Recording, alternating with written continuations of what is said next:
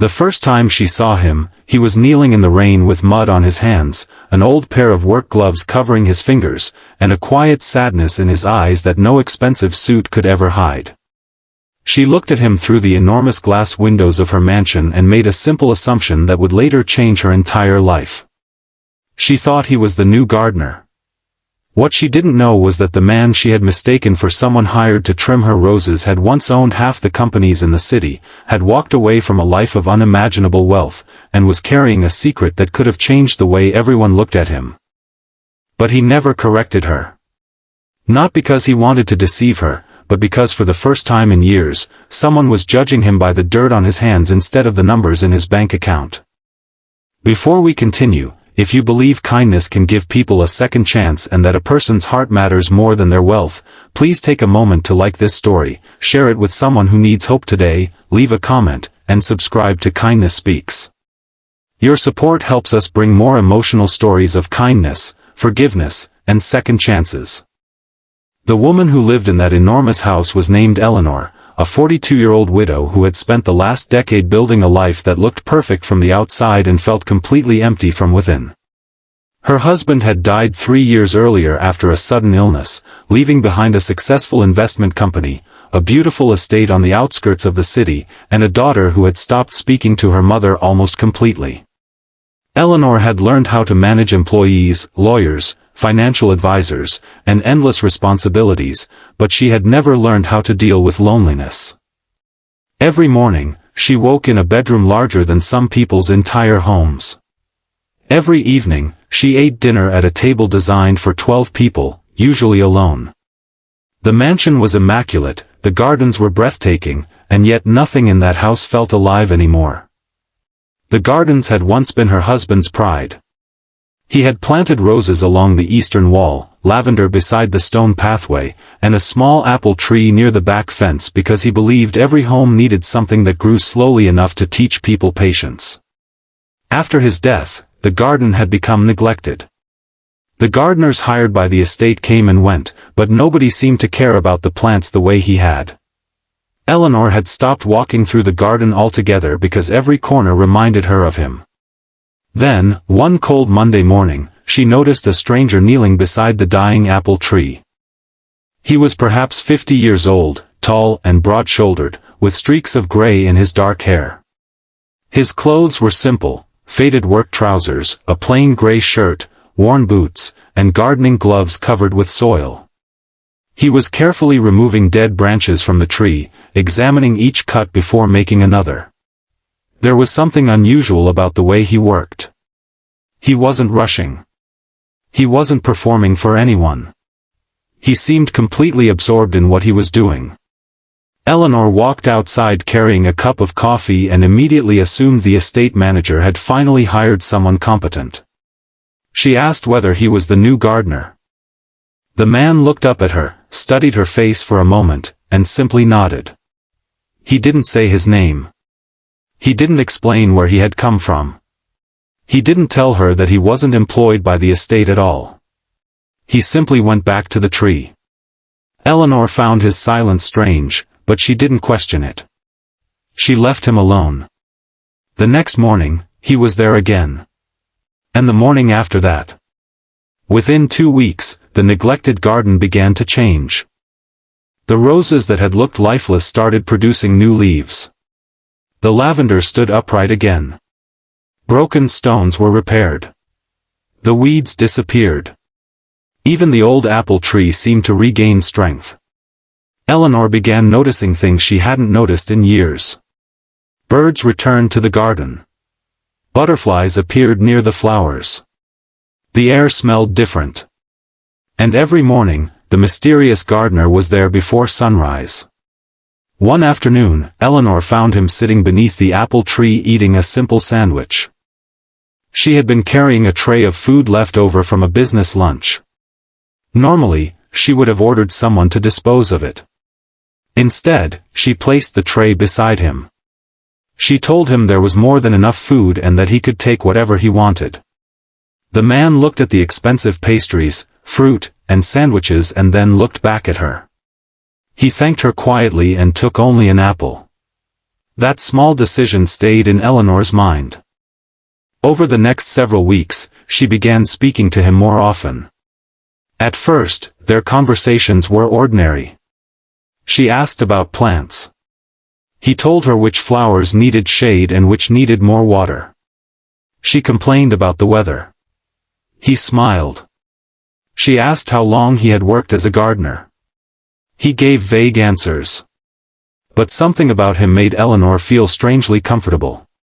He never tried to impress her. He never complained. He never asked about her money. He never tried to enter the mansion. And most importantly, he never treated her like a wealthy woman who needed to be pleased.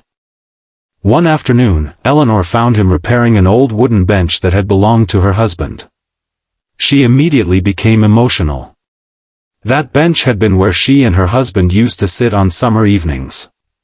She had ordered it removed years ago because looking at it hurt too much. The mysterious gardener had found it in storage.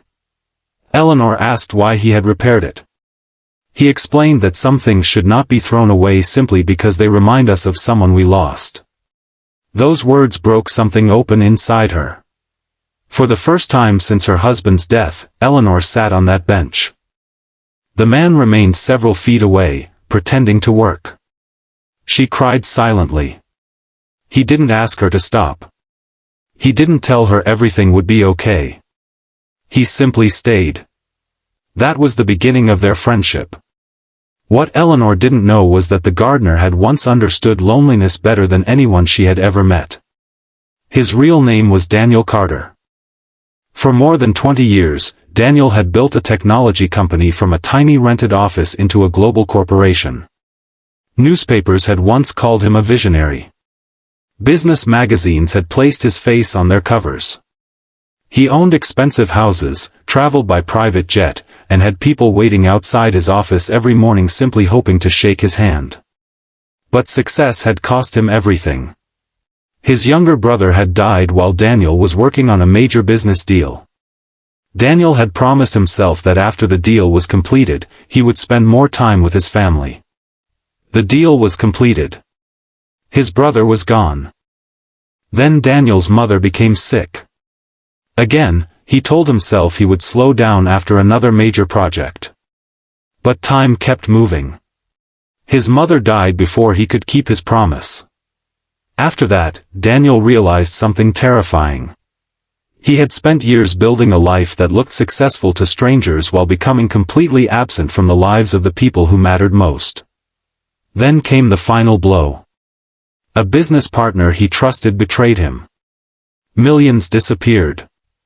The company became involved in a legal battle. Daniel could have fought publicly, blamed others, and protected his reputation. Instead, he sold his remaining shares, paid what he believed he owed, donated a large portion of what remained to a foundation for families struggling after loss, and disappeared from public life. He didn't want another mansion. He didn't want another company. He wanted to know whether he could become a decent human being without anyone applauding him for it. So he moved to the city where his mother had once lived and began volunteering at community gardens. That was how he eventually found Eleanor's estate. He wasn't her gardener. He had simply come there to help restore the abandoned garden. And when Eleanor mistook him for an employee, he saw no reason to correct her. For years, people had treated him differently because of his wealth. Now someone was treating him kindly because she believed he had none. Daniel found that strangely beautiful. Meanwhile, Eleanor's relationship with her daughter, Sophie, continued to deteriorate. Sophie was 21 and studying at a university several hours away. She rarely visited. She blamed Eleanor for turning their family home into a business office after her father's death. Eleanor insisted she had been trying to keep everything together. Sophie believed her mother had forgotten how to be a mother. One evening, Eleanor received a message from Sophie saying she was coming home for one night. Eleanor immediately began preparing. She ordered the chef to prepare Sophie's favorite meal. She bought flowers. She cleaned the guest room herself. But when Sophie arrived, the evening went badly. An argument began. Sophie accused her mother of caring more about money than people. Eleanor became defensive. Sophie cried. Then she left. Eleanor stood alone in the hallway after the front door closed. She felt as though she had lost her daughter all over again. She went outside. Daniel was working beneath the porch light. Eleanor told him what had happened. For once, Daniel didn't give advice. He simply listened. Then he told her something that changed the way she saw everything. Sometimes, he explained, people don't need us to prove that we love them. They need us to stop defending ourselves long enough to hear why they are hurting. Eleanor spent the entire night thinking about those words. The next morning, she called Sophie. She didn't explain. She didn't defend herself. She simply apologized. There was silence on the other end. Then Sophie began crying.